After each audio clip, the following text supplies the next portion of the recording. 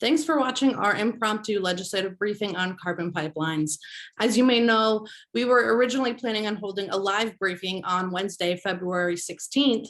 However, after learning that the Senate Commerce Committee would be meeting at the same time, we decided it would be best to simply record the most important information from the briefing and send it out instead. We will be holding another legislative briefing in the coming weeks, along with a Q&A period.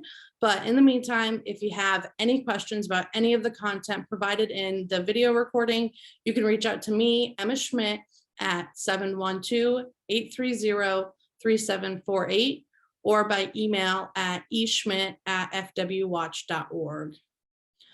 We will hear from three presenters in this recorded briefing on carbon pipelines: Jim Walsh, Food and Water Watch's Policy Director; Jessica Wiskus, a landowner impacted by a carbon pipeline; and myself. As I mentioned a moment ago, I'm Emma Schmit, and I'm a senior organizer for Food and Water Watch based in Northwest Iowa.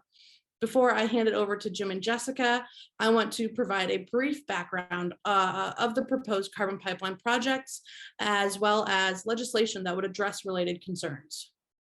So to kick us off, over the past year, we have heard three carbon pipeline projects proposed in Iowa, one named Navigator, one named Summit, and another operation by Archer Daniels Midland and Wolf Carbon Solutions. To begin with, the Summit pipeline is the largest project of this type in the entire world. And these plans are backed by some of the most powerful corporations and people in the energy, ag, and political spheres. The carbon pipeline will cross 2,000 miles through Iowa, Minnesota, Nebraska, North and South Dakota, with about 700 miles of that pipeline going through 30 counties in Iowa. The Navigator pipeline will dissect Iowa, crossing about 900 miles and 36 counties, although at full length, it will be about 1,300 miles, including land in Illinois, Minnesota, Nebraska, and South Dakota. The ADM Wolf pipeline has not seen a route released yet, but it is expected to stretch about 350 miles between eastern Iowa and central Illinois. We will talk about why we are suddenly seeing such an interest in this technology shortly, but first let's discuss what exactly this technology is in the first place. These pipelines are part of a bigger scheme called Carbon Capture and Storage, or CCS.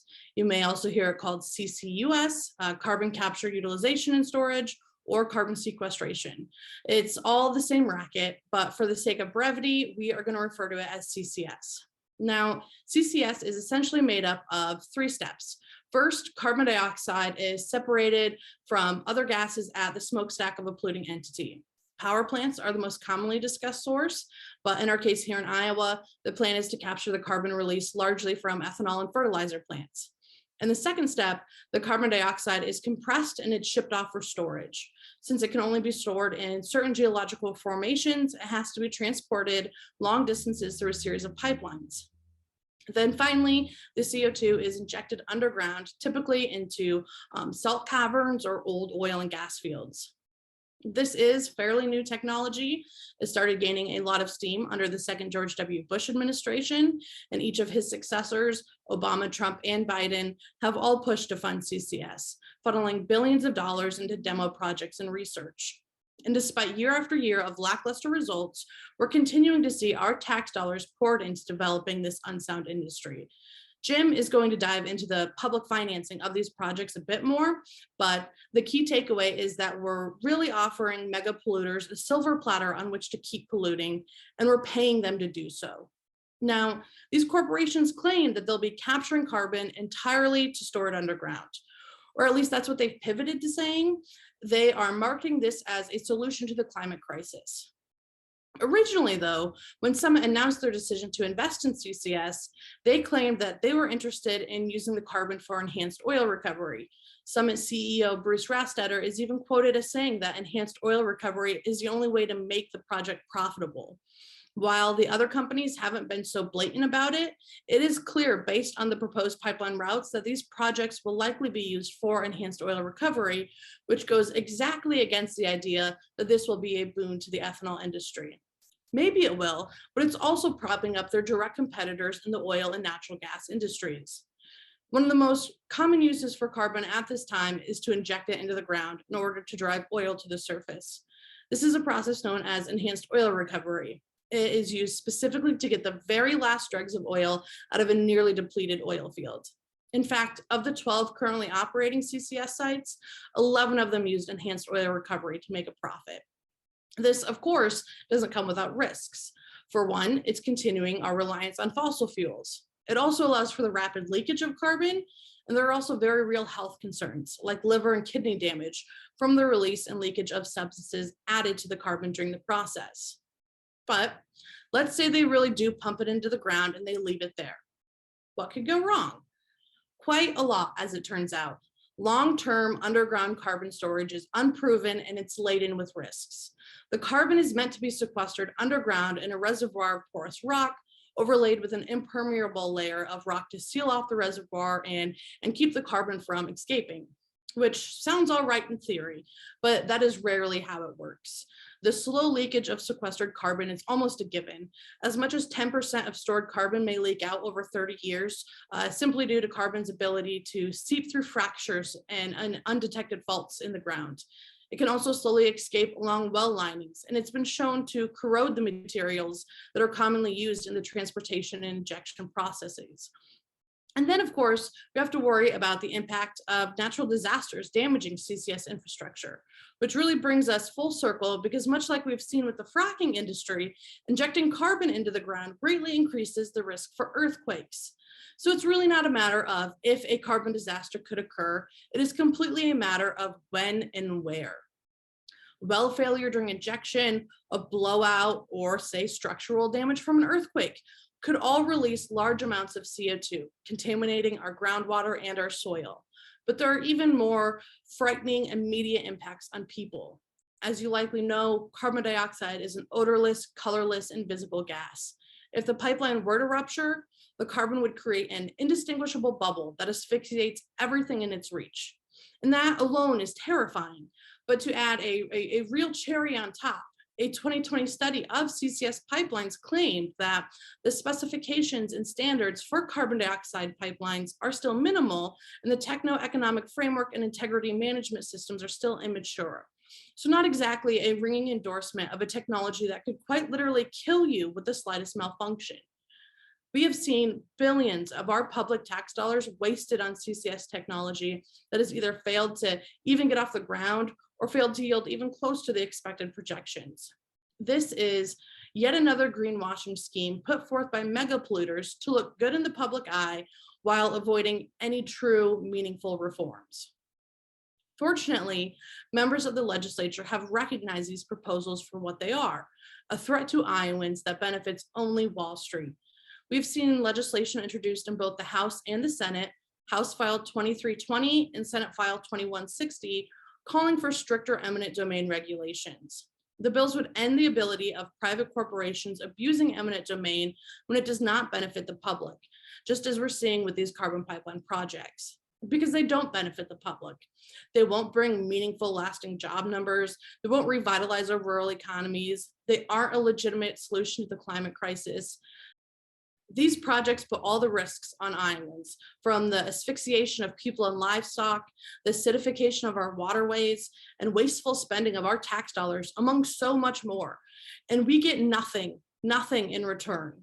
Before I turn it over to our next presenter, I would simply like to urge you to stand with Iowans from across the state, rural and urban, Republican and Democrat, young and old, and support House File 2320 and Senate File 2160.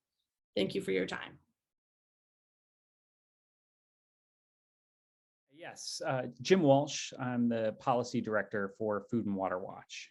Carbon capture technology is really a push by the fossil fuel industry to justify continuing emissions. And until May 2020, Petronova was the only operating carbon capture power plant in the US. And some folks may have heard of this because it's been propped up on a pedestal as the carbon capture poster child for what the world can be with carbon capture.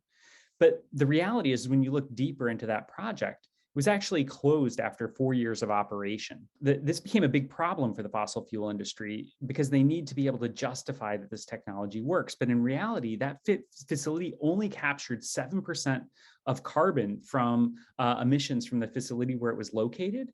And it wasn't operating most of the time because the cost of running the equipment versus what they were able to get for the carbon they captured was not profitable. And there were also significant operational failures at that facility as well. And this is where we're seeing now is what defines carbon capture as working isn't about its efficacy of actually addressing the climate crisis. How it's defined now seems to be more is it profitable or isn't it? And so the industry right now is actually lined up about $25 billion in public subsidies for this climate scam in the infrastructure bill that Congress passed last year and President Biden signed into law. And this huge amount of public handouts is really putting the profits of these companies above the health and well-being of communities across the country. And this happens in a number of ways. First and foremost, these sorts of projects dramatically increase energy costs.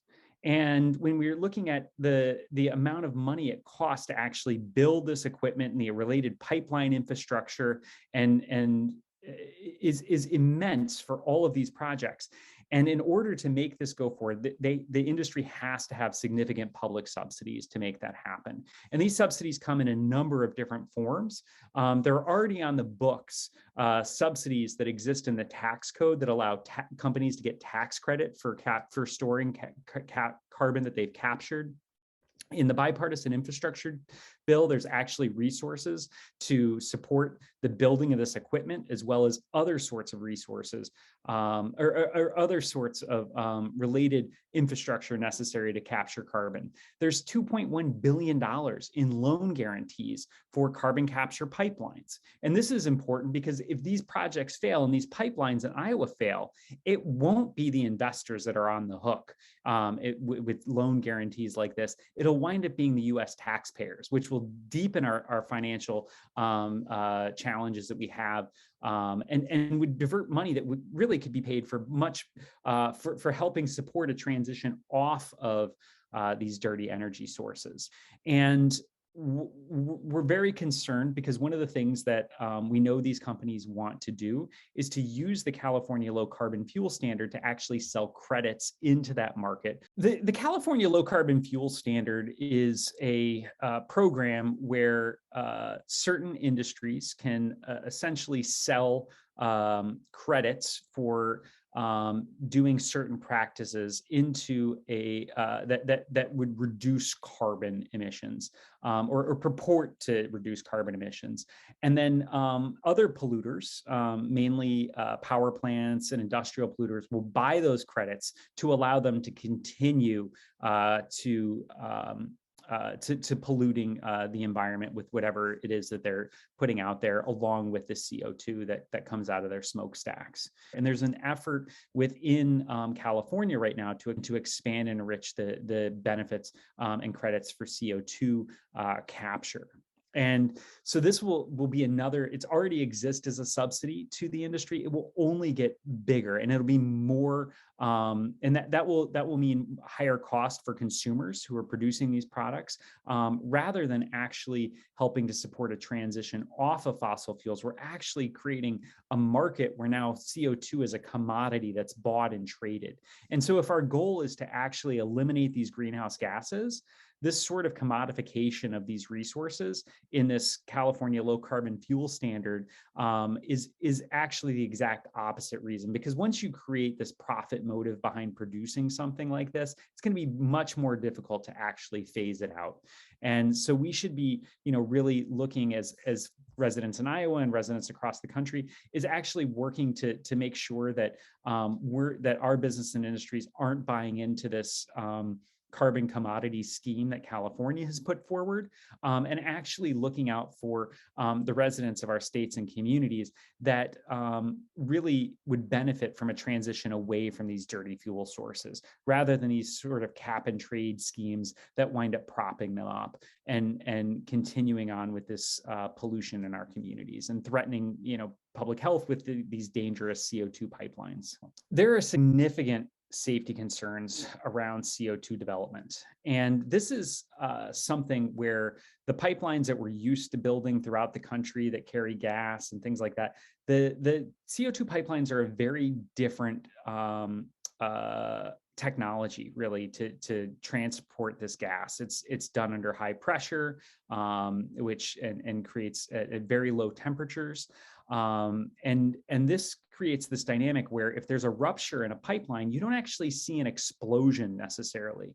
But what happens is the CO2 itself can actually travel very rapidly out of these pipelines, and then move very rapidly to areas sometimes miles away from where the pipeline was. And at high enough concentrations, what we see in pipelines can actually lead to death or sickness and illness.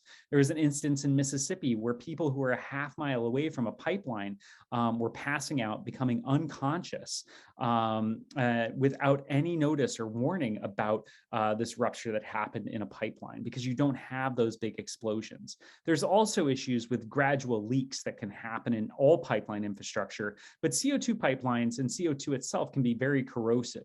And so when we get a small leak in a CO2 pipeline, what this can actually cause to happen, because CO2 is heavier than air, is that CO2 won't dissipate up in the atmosphere, but it'll actually tend to stay low to the ground.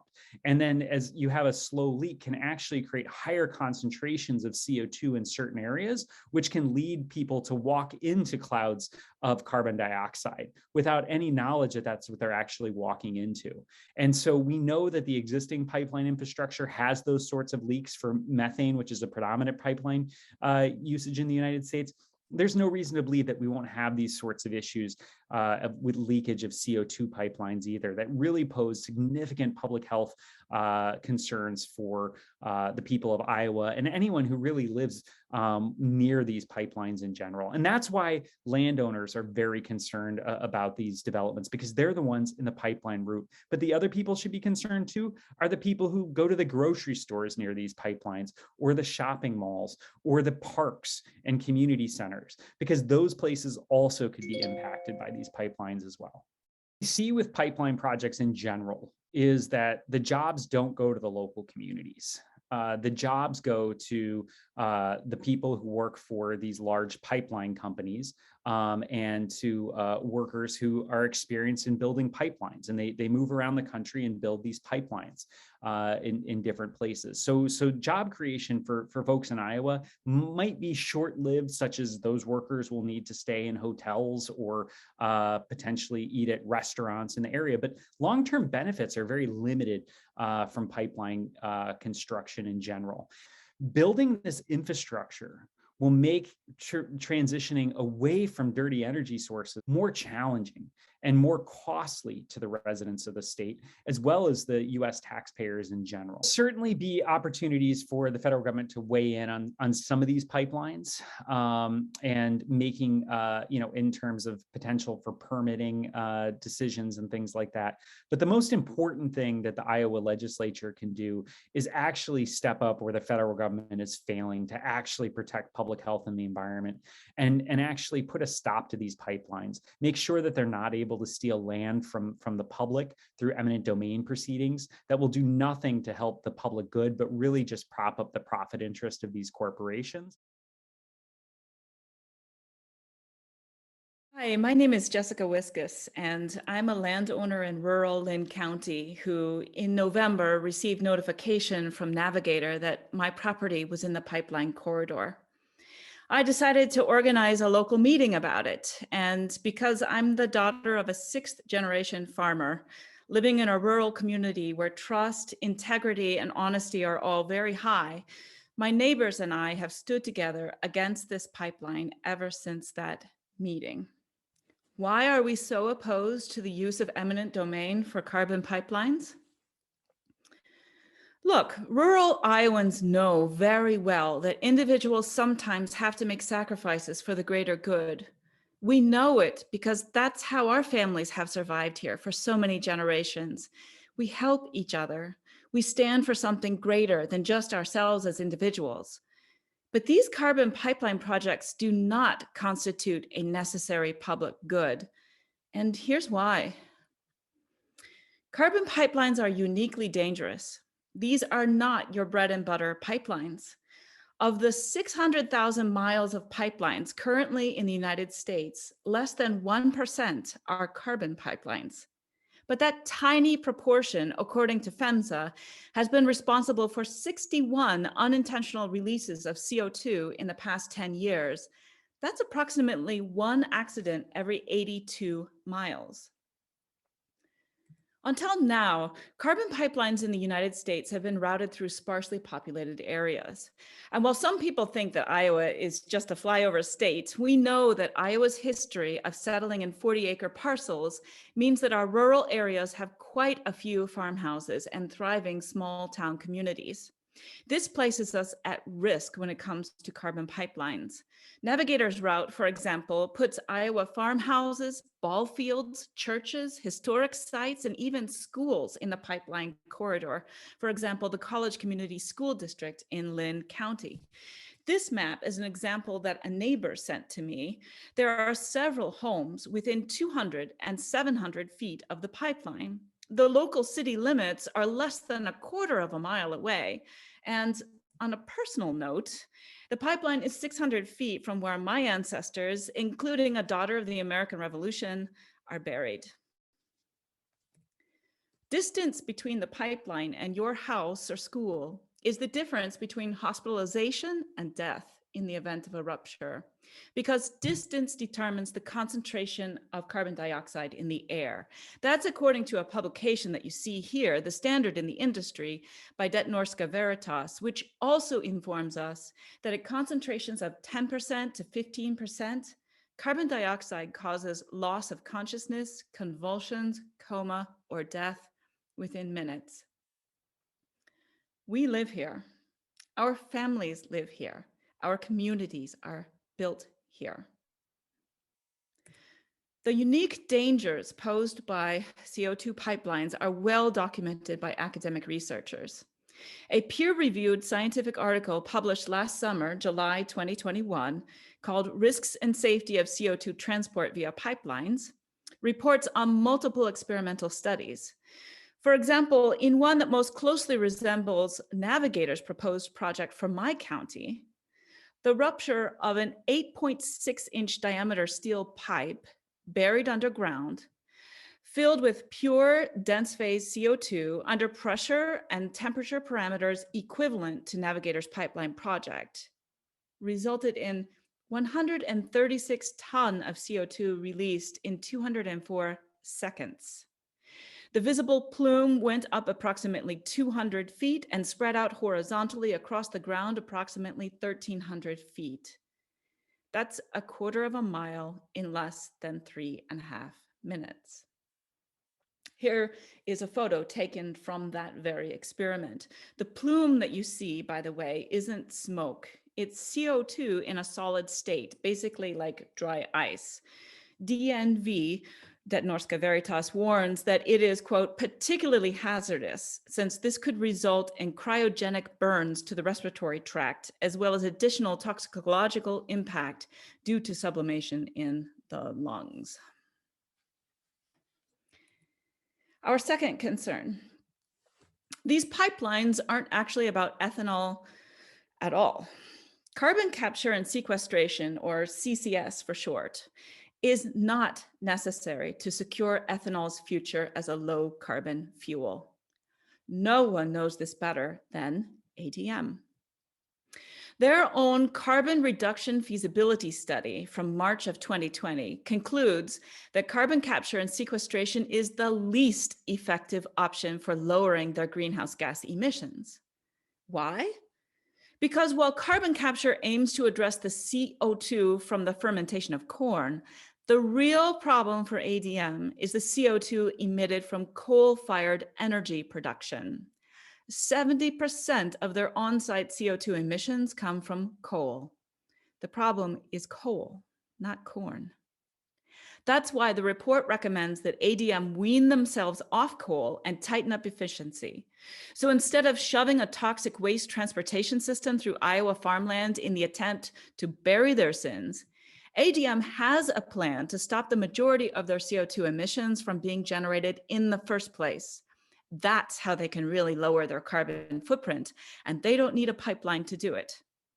Likewise, POET's sustainability report from 2021 suggests a clear pathway to a net zero future without a pipeline. How?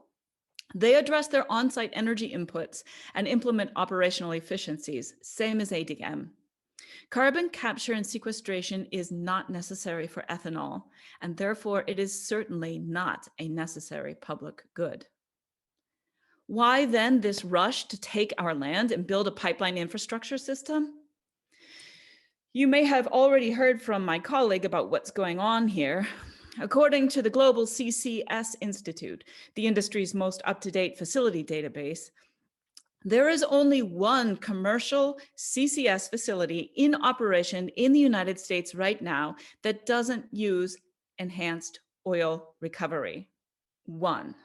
It belongs to ADM, in Decatur, Illinois. ADM, who, despite receiving over $281 million federal dollars to develop and use CCS, doesn't see it as a workable solution.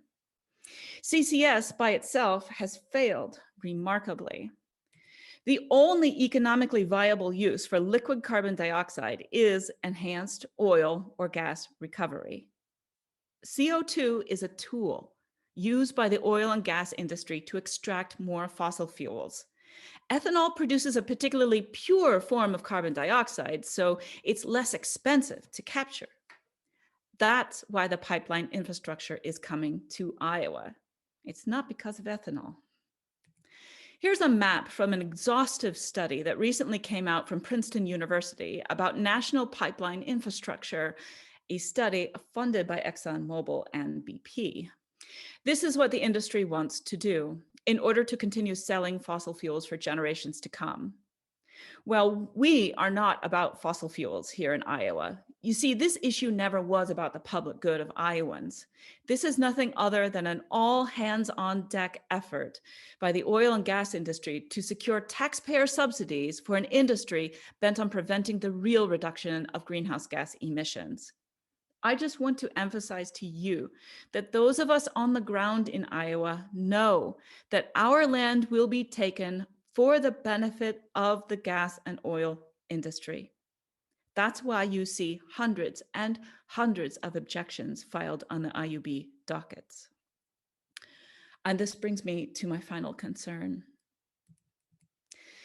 Granting private industry the power to condemn our land through eminent domain is a violation of our rights and our values. A farmer's wealth is in the land. Everyone knows that. But what do I mean by land? It's important to understand what this means because you may think that land is about soil, and soil is a part of it, no doubt. From an economic perspective, the monetary value of agricultural land depends on the CSR, and that's a number determined by soil type, soil structure, drainage, erosion, etc. Of course, the pipeline will destroy the fertile soil systems that Mother Nature took 1,000 years to make, and this is outrageously irresponsible to the next generation. But this isn't all that I mean when I say that a farmer's wealth is in her land.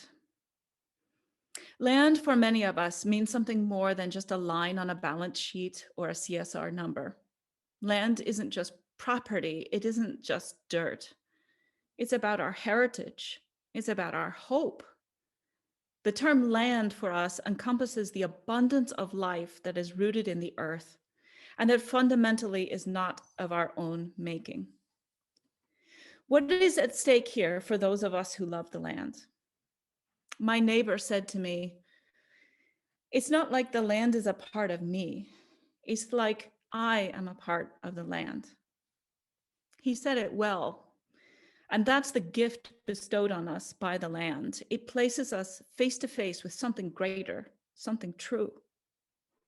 And so the wealth of the land isn't about what we own. It's about to whom our lives are responsible.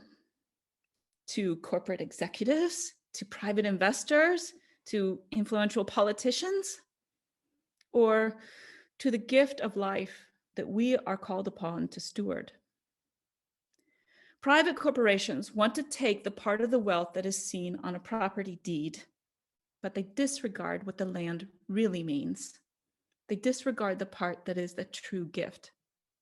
And for that reason, we will never, never sign voluntary easements with these pipeline companies. It will take an abuse of eminent domain and unpardonable governmental overreach to take this land from us. Why are we fighting these pipelines when the deck seems so stacked against us, the common people?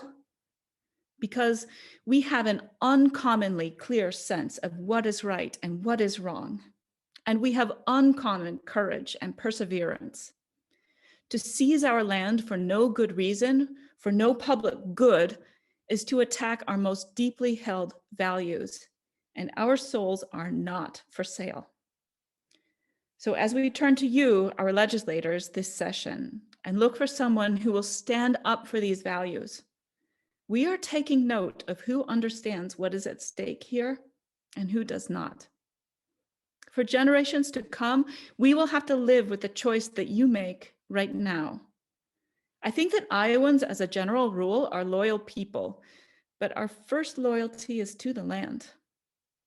And we will forever remember if our state government, against our objections, forces an unnecessary and deadly industrial waste sewer system through our beloved farmland, especially when ethanol has so many better options for going green. You have the ability to stop this abuse of eminent domain. Please support both Senate File 2160 and House File 2320. Thank you. Once again, we want to thank you for taking the time to watch our legislative briefing on carbon pipelines. Thanks again, and I hope you'll join us in standing with Iowans across the state as we fight for our land, our livelihoods, and our futures.